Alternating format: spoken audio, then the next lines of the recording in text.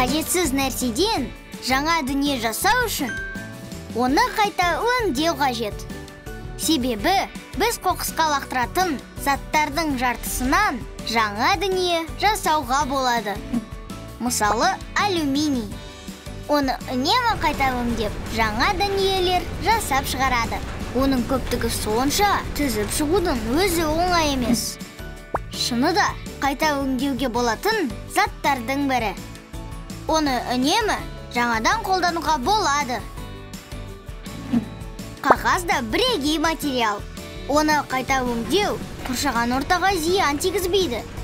Ескі қағаздан жаңасын жасау арқылы біз үнемдеп қана қоймаймыз, орманның шабылуын болдырмаймыз.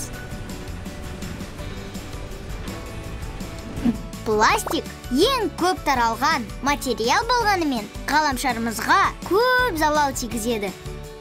Оны міндетті түрде қайта өңдеп, жайдан жай лақтыра салуға болмайды.